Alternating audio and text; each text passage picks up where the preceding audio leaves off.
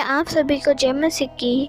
आज का मेरा विषय है बच्चों के लिए परमेश्वर की बुलाहट। मैं आप सभी से जानना चाहता हूँ कि क्या आज भी परमेश्वर बच्चों से बातें करती हैं।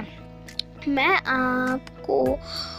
आपको बताना चाहता हूँ कि हाँ, परमेश्वर आज भी बच्चों से बातें करती हैं।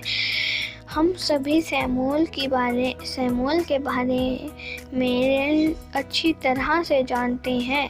दोस्तों, मैं आपको बताना चाहता हूँ कि सैमुअल अपनी माता का मुँह मांगा वरदान था, इसलिए उसकी माता हन्ना ने सैमुअल को परमेश्वर के भवन में सौंपने का प्रॉमिस किया था। सैमुअल छोटा बच्चा ही था, तभी परमेश्वर की बुलाहट उसके जीवन में प्रकट हुई। परमेश्वर एक छोटे से बच्चे से बात कर रहा था। मैं आपको बताना चाहता हूँ कि आज भी वो परमेश्वर छोटे बच्चों से बात करना चाहता है। क्या मैं और आप तैयार हैं उसकी आवाज़ सुनने के लिए? यदि हाँ, तो सबसे पहले उसकी आवाज़ को पहचानना होगा।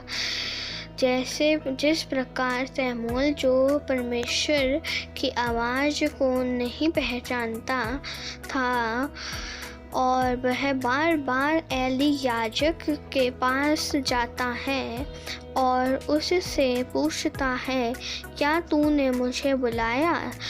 तो 3 बार ऐसा ही होता है। सैमुअल एली याजक के पास जा कर पूछता है, क्या तूने मुझे बुलाया? तब एली याजक सैमुअल से कहता है, मेरे बेटे, यदि अब आवाज़ आए तो कहना, बोल, तेरा दास सुनता है। मेरे दोस्तों, मैं आपको बताना चाहता हूँ कि कहीं मैं और आप भी परमेश्वर की आवाज़ को ना पहचान रहे हों।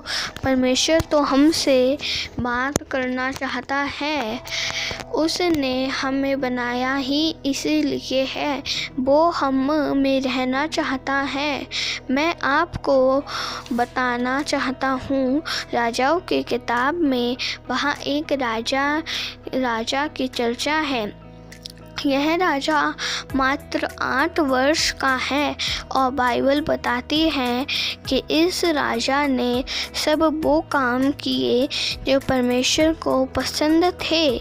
ये परमेश्वर की आज्ञाओं से ना तो दाएं मुड़ा और ना बाएं, इसीलिए परमेश्वर भी इसके संग बना रहा। आज ज़रूरत है परमेश्वर की बातों में बने रहने की।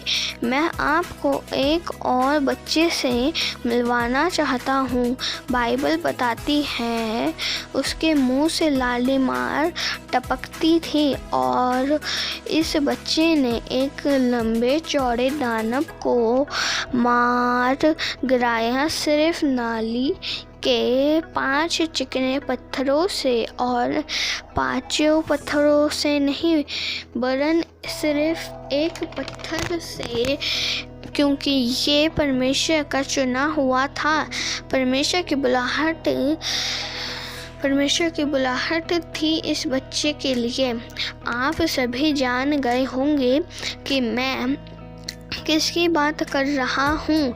मैं बात कर रहा हूँ दाऊद राजा की, जो परमेश्वर का चुना हुआ अभिषिक्त था।